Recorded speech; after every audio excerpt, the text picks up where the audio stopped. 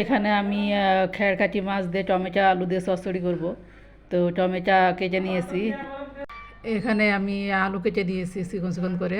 সব মিলিয়ে আমি সব কিছু রেডি করে নিয়েছি, আর মশলাও করে নিয়েছি। জিরা, পেঁয়াজ, সরিষা, কাঁচামরিচ সব একসাথে বেটে নিয়েছি। আর মাছটা আমি ভেজে নেবো, তাই লবণ আর হলুদ দিয়ে মাখিয়ে নিছি।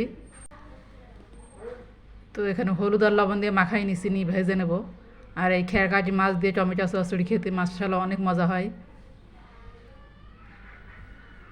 আর কড়ার ভিতরে আগে আমি তেল দিয়ে দিয়েছিলাম তাতিয়ে নিয়ে।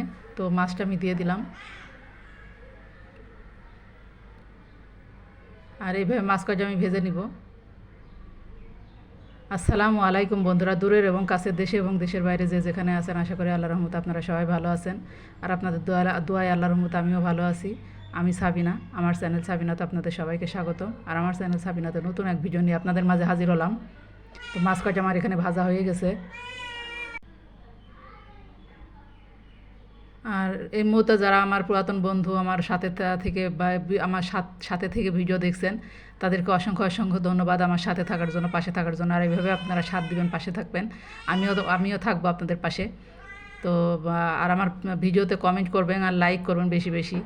আর যারা নতুন বন্ধু এই মুহূর্তে ভিডিও দেখছেন, এখন পর্যন্ত সাবস্ক্রাইব করেননি, তো আমার ভিডিওর কোনো অংশ যদি আপনাদের কাছে ভালো লেগে থাকে, তাহলে আমার চ্যানেলটাকে সাবস্ক্রাইব করবেন, কমেন্ট করবেন, লাইক করবেন, আর পাশে থাকা বেল আইকনটা প্রেস করে দিবেন, যেন নোটিফিকেশনটা সবার আগে পেয়ে যান।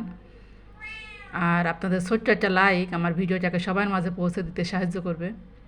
আর আমার ভিডিওটা পুরো দেখবেন। আমি কারোর ভিডিও মানে না টেনে দেখি না, আমি পুরাটাই দেখি।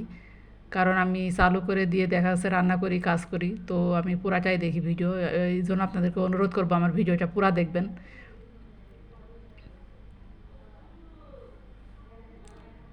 আর আলুটা কষিয়ে নেওয়ার পরে আমি টমেটোটা দিয়ে দিব।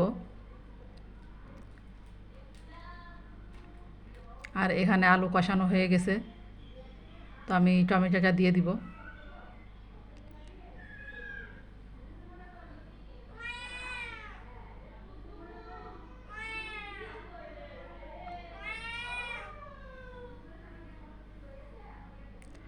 আর টমেটোটা দেওয়ার পরে আমি এবার ঝোলের পানি দিব।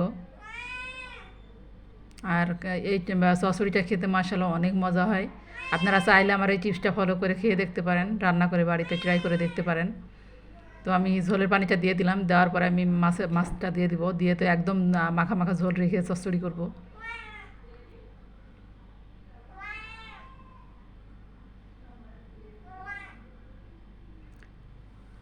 আর ভিডিওটা বেশি বড় করব না, কারণ লং লং ভিডিও দেখার সময় কারোরই হয় না। এজন্য ভিডিও যত ছোটো করা যায় ততই ভালো। তো আমার রান্নাটা এখানে হয়ে গেছে। আর একটু ঝোলটা আমি কমাই নিয়ে কাদা কাদা মতো রেখে আমি করব, নামিয়ে নেব। আর খেতে মাশাআল্লাহ অনেক মজা হয়েছে।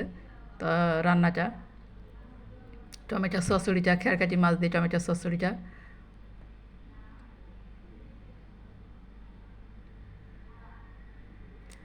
আর আমার কোনো কথা যদি আপনাদের কাছে খারাপ লেগে থাকে, তাহলে আমাকে ক্ষমার দৃষ্টিতে দেখবেন। কারণ মানুষ মাত্রই ভুল করে, আর ভুলের ঊর্ধ্বে নাই।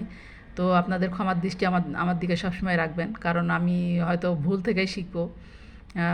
মানুষই ভুল থেকে শিখে, কারণ সঠিকভাবে কেউই করতে পারে না কিছু ভুল হয়েই যায়।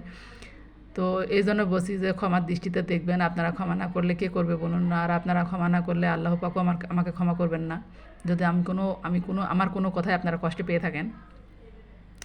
তো ভালো থাকবেন, সুস্থ থাকবেন, আর আগামীকাল দেখাবেন নতুন এক ভিডিও নিয়ে। আল্লাহ হাফেজ। আসসালামু আলাইকুম।